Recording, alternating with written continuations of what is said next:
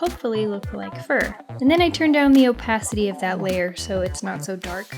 Now I start blocking in the flat color of the hair. This is behind the layers of the hair painting. I made it white at first just so I could see what was happening, and then I turn it gray, which is the base color of the hair, I guess. And then I turn some of the layers on and off just to see what's going on.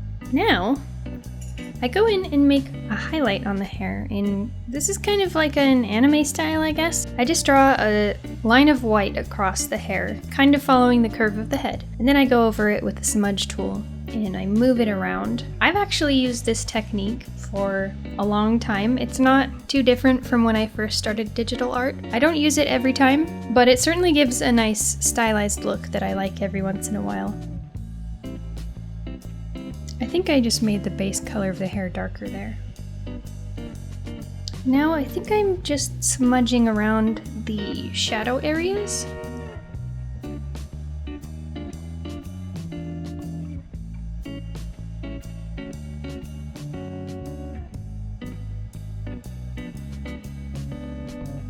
And I go down to the neck and smudge it some more. I zoom out just to see how things are looking, and then I decide I need more space on either side of her, so I just crop it out a little bit. And now I'm making the shawl bigger, because with the weight of that fabric, it makes sense that it wouldn't be so close to her body. It would be definitely protruding a lot more. Now I'm going over the hair and just refining some of those piecey areas, making them a little more sharp, I guess? I'm just refining these shapes. I think I'm using the eraser tool and just erasing parts that are not necessary or don't follow the shape I'm going for. You can see in this small piece of hair here, I cut into it and erase it to make sure that it's kind of pointy. It's always good to zoom out and see how things are looking, because you can get a little lost when you're too close. Now I'm going over and adding some really basic highlights to the skin. Areas of high point on the face and the collarbone and these little neck muscles here. And then I start going over with the good old smudgerino. I turn down the opacity because that's just way too intense. So I just use the smudge tool to soften the edges, refine the shapes, and bring these highlighted areas where I think they should go. I zoom in again, and I see what's going on with this line layer. I turn the opacity down so I can see underneath it a little bit, and I'm just refining some things. I'm going through, I add some white on the teeth, some highlights on the lips where it might be glossy, and the highlight up there at the cupid's bow where the light usually hits it pretty hard. Now I zoom in and I start working on the eyes more. So I just block in some perfect circles and then I move them. I zoom out and zoom in to make sure that they look like where they're supposed to go. And she's not giving you that 1,000-mile stare. That looks pretty alright. Then I go in and I add some pupils. I zoom out to make sure they look okay. And then with a softer brush, I kind of dot some soft, darker parts around the pupil. And then again with the soft brush, I'm going around the edges of the iris, where there's usually a darker outline. And I'm going over the top where there's some shading. If you hear my cat purring, that's Tigger. He's a good boy. He's in the office with me while I'm recording this voiceover. So, another way that I took inspiration from the first drawing is that really thick band of maybe eyelashes. So now I'm interpreting it as kind of a dark smoky eye. And then I go in to the lips and I add some shading and dimension, which I then smudge out. Now, as I'm looking at the old picture, there are some pretty intense highlights on the eyes. So I add those in, and now I'm taking a look at the eyebrows. They seemed kind of wonky to me, so I start fixing their shapes, and I select this one here on the right and I just move it to where I think it should be. I go over and refine parts of this fur shawl where it looks like the fur is too long, and I bring that in, and now I'm going through the layers and just seeing what's going on here. I turn them off and on so that I can see what effect they have, and eventually this helps me decide which layers to delete that I don't need anymore. Now what I'm doing is adding some light to the center of the face and the skin, just really basic, general light to start from. And I turned down the opacity. Ooh, now I'm blocking in the background. I imagined there being a crowd of people behind her, like a party going on, and maybe some lights in the background. So I make it all blurry. Here I go in and refine the skin a little more. I zoom into the eyes and I end up adding more of this eyeshadow stuff, and then I smudge it more so that I can control the shape of it. I'm going into my lines and I'm using an eraser with the opacity turned down. I'm just erasing parts of the lines that I don't need anymore, and I'm actually reinforcing other parts. At this point, I zoom into the neck area and I smudge these lines so that they're not so harsh. I'm going into the eye area and cleaning up some little bits here and there. And I try to draw in some eyelashes. Now keep in mind, I'm still working on a computer with a regular mouse at this point, so it's not turning out very well. I decide to leave that for later. I'm going into the lips and I'm adding some more highlights, and same on the nose. Just adding some details. I keep turning the makeup layer on and off so that I can see what difference it's making. Now I go into the hair and I paint in the back of it, and I realize that since the hair is parted this way, there would definitely be more hair on her left side, which is our right. So at least I make the hair kind of balanced on both sides. I did some more smudging in the back of the hair, and now I'm trying to add some strings of hair as best as I can right now with a mouse, and then I smudge them out. I was looking at the original drawing that this is based on, and I realized that the figure is really long, tall, skinny, I guess.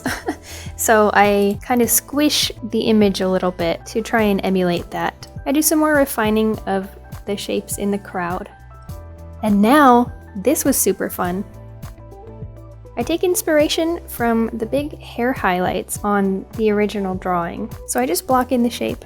And at first you can see that the smudge tool is way too strong. So I turn it down and it's a lot more usable now. And I'm just using the smudge tool to manipulate it into the shape that I want it to be. I turn the opacity down to somewhere where I think it'll stay, and then I clean up the edges just by erasing what I don't need. I go back in and I add some more of that highlight on the back of the hair where I feel like some light might hit. And of course I smudge it around. Now I go in and add some kind of a rim light effect, which I thought was a fun addition. And then I use the Gaussian blur effect to just blur it out. Now I'm thinking about this party scene. Maybe there are lights, maybe there's even snow falling down, but I add these little circles and I turn the opacity down so you can see through them. Maybe they're dust specks, who knows? And I just play around with the orientation of them and move them around until I kind of find something I like. Then I erase the ones that I feel like don't need to be there. I zoom in and I add these little flyaway hairs, the ones that always show up if your hair is backlit, no matter how smooth you think your hair is.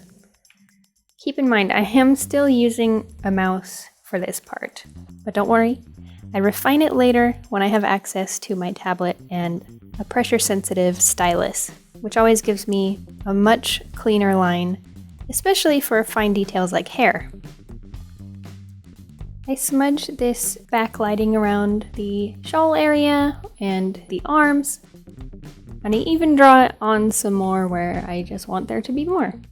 Now I do a big smudge on this hair. And then I play with the opacity of that really strong highlight again. I'm sure I'm going to change it at least one more time.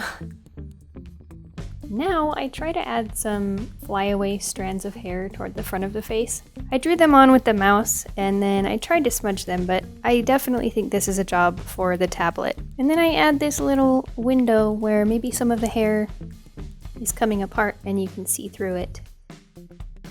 Now I'm adding a vignette by using a really big, really soft black brush. And I use the Gaussian blur, turning it up and down to where I want it, so that it gets all blurry. And I'm erasing the parts where our subject is so that she doesn't get covered up by it. I mess with the opacity of some of the layers again, just to see what I like the best. Now I try to go in here with some more extreme highlights and see if that adds any benefit to the picture, but I end up not liking it, so I just delete it. Here I am playing with the opacity again of that really strong hair highlight. I'm zooming in here to look at the lines on the arms, and I end up deciding that I don't really need them anymore, so I just erase them. And now I'm starting to erase some of the harsh lines, or at least make them not as sharp anymore. This way there's not such a heavy outline and it's maybe a little more painterly, like the original drawing. Oh, okay, so I go to the background and I add these little string lights, which I thought was fun, and it kind of adds to the festive feel in the background. Here I am trying to block in a silhouette of a person holding a fancy drink. I thought maybe I would add like a few more people this way, so I try to play with blurring it and moving around the position. In the end, I don't go with it, so I just delete it. I move the string lights up a little bit. I think I'm adding more light to the skin, just to kind of balance everything out. Oh, here is where I try to add a fancy little pearl necklace.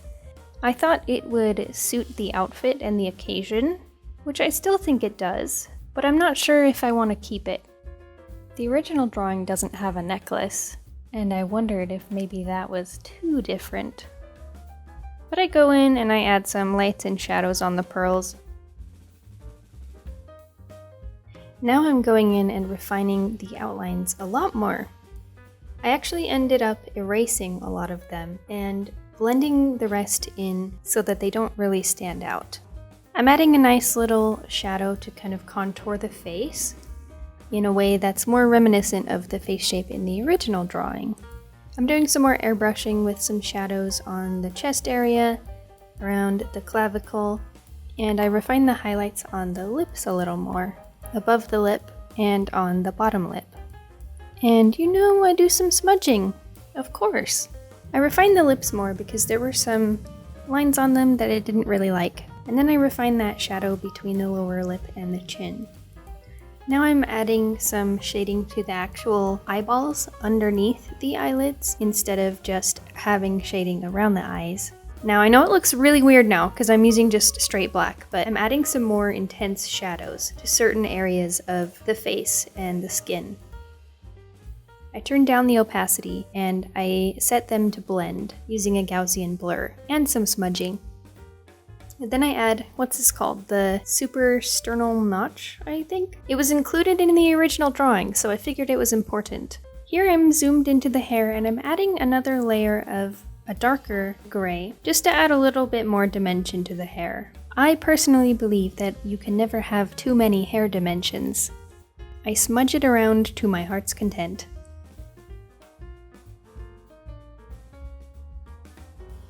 I look at it with and without it, and I like it, so I keep it. I take another good hard look at that pearl necklace, and it's not working for me, so I just delete it. I'm applying a blur to give the effect that the edge of the picture is out of focus. Now the highlights in the eyes were bothering me, so I select them, I move them around. I zoom out to see how they're looking, and I use the eraser tool to make them smaller. Now I draw in a white line around the pupil and I smudge it around, which created this effect that I really liked. So you have this little rim around the pupil that usually catches the light. And now for the part that I couldn't record, unfortunately. So I used my tablet to draw on these really fine details, these individual hairs, both in front of the face and behind the hair. I drew on the eyelashes, which I think gave a really nice effect. Here is the picture from 2011, and here is the redrawing of it in 2021. It's really fun to see them side by side like this.